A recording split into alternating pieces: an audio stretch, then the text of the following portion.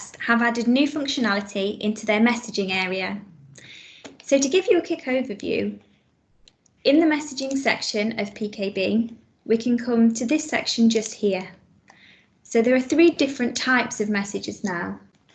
We have the active section, which is exactly the same as it was before. All the new messages that have come in from the patients. We've got the assigned section, and in here, this is where we can see the messages that have been assigned to individual staff members. And finally, there's the archive area. So when patients and practices have finished with the message, they can archive them and file them away into here. To show you how to get them into these areas, if we click on this top message, we can have a look at what's within it, and we can decide to assign to me.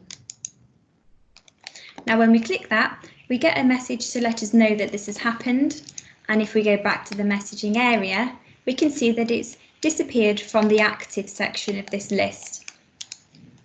If we go to the assigned section and click filter, within here we can see that message has dropped into the assigned section, and we can very clearly see who this message is assigned to.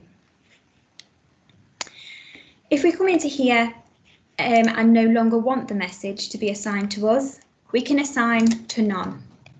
Or if someone else wants it assigned to them, they can assign to none, and then they can assign that to themselves as well. The other option that we have with these messages is to archive them.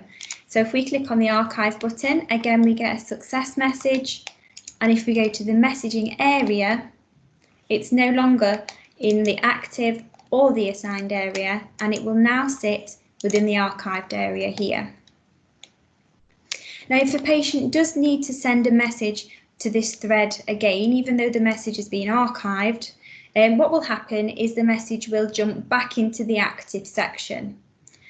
If the message has been left assigned to a person, it will actually go back into the assigned area rather than the active section. So it's always worth unassigning a message from a person before archiving it, just to ensure that these messages get picked up if they do become active again.